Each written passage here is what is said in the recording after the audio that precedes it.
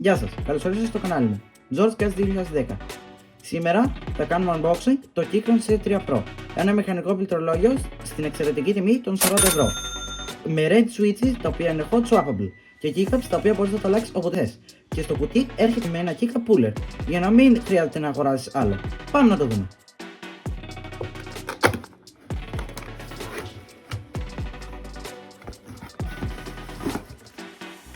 Έχουμε τα manual, τα extra keycaps, γιατί αν παρατηρήσετε κάποια keycaps στο κουτί έρχονται με κόκκινα και σε περίπτωση που δεν τα θέλετε μπορείτε να τα βγάλετε. Το keycap puller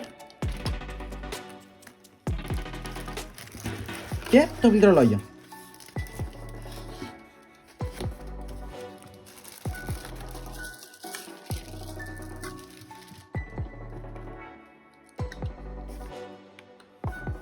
Το πληκτρολόγιο μοιάζει κάπως έτσι.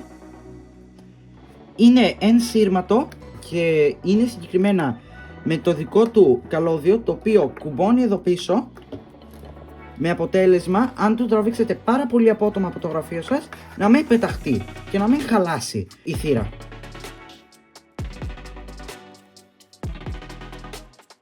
Και ακούγεται κάπως έτσι.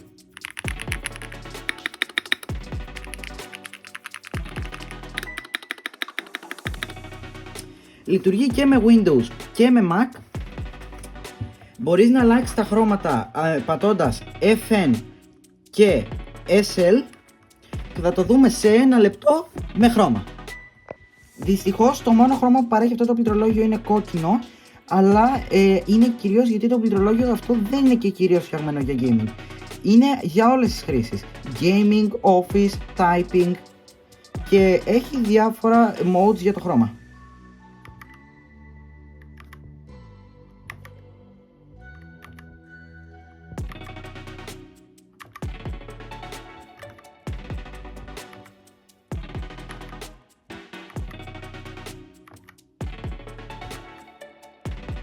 Από όσο βλέπετε είναι πάρα πολλά.